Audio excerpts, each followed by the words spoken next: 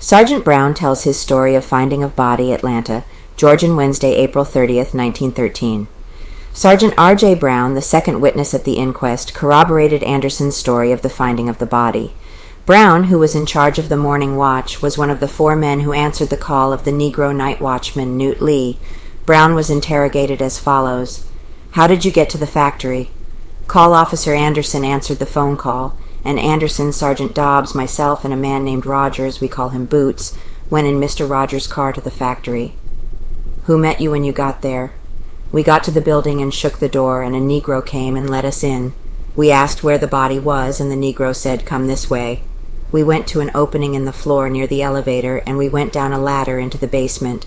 Sergeant Dobbs and I were in front with the Negro, striking matches and looking around. Negro carried lantern. The Negro was with us, carrying a dim lantern. We found the body lying face downward, the arms folded underneath. I looked at the body and said, "For heaven's sake, it is only a child." I turned the body over, and it was cold and stiff. I couldn't tell whether it was white or colored. I rubbed the dirt and trash and cinders from her face with a piece of paper, and then I said that she was a white girl, and others said she was colored. It was not determined until Call Officer Anderson pulled her stocking down and looked at her leg. Then we saw that she was white. Did you see any indications of the body having been dragged? There was an impression on the pathway over which we had come as though something had been dragged along there, but the light was very dim and it was hard to tell. Did you find any paper? A couple of notes were picked up. I think one was found by Sergeant Dobbs and one was found by me. Was the inside of the girl's mouth clean? It was covered with dirt. Was her mouth open? Her mouth was open and the tongue was hanging down toward the chin. The lips and corners of her mouth were covered with dirt. Was her face embedded in the ground? I didn't notice.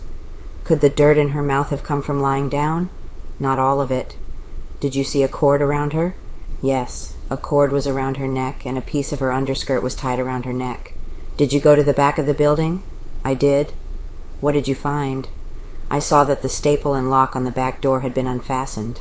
Was the door open? No, it was unlocked, though, and the staple was pulled. Could the staple have been pulled from the outside? No, sir. What kind of lantern did the Negro have? An ordinary lantern with a dirty globe. How Negro found body? What did Lee say to you? He said he knew nothing of the girl's death.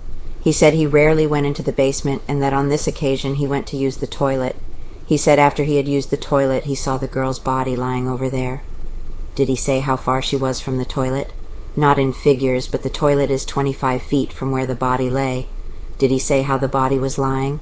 No, sir, not to me. Did he say he had touched the body? Not in my presence. Did you call Mr. Frank over the telephone? No, I guarded Lee while Anderson called him. How long did Anderson wait on Mr. Frank? He waited some time. He asked Central to hurry the call. He told Central that a woman had been murdered there and that he was very anxious to get Mr. Frank. What kind of clothing did the girl wear?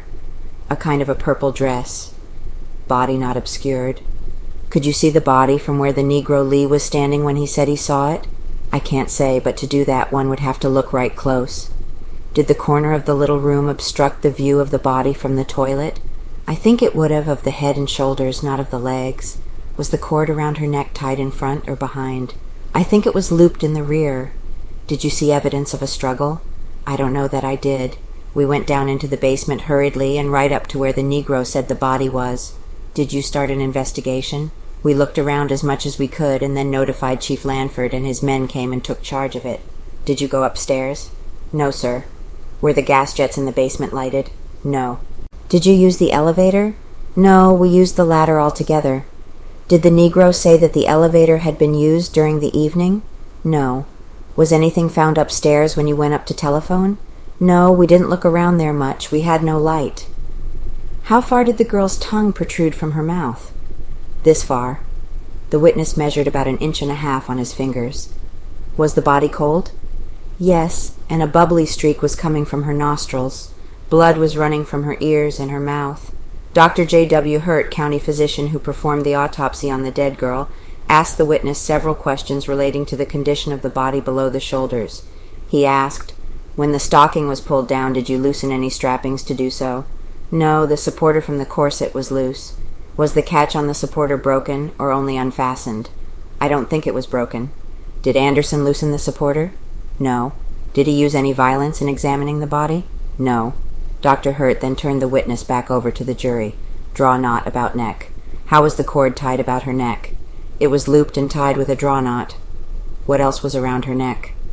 2 pieces of her underskirt had been torn away, tied together and bound around her neck. How tight was the cord drawn? Tight enough to have chocked her to death. Which was tied on first? I think the cord was. What do you think caused her death? Strangulation.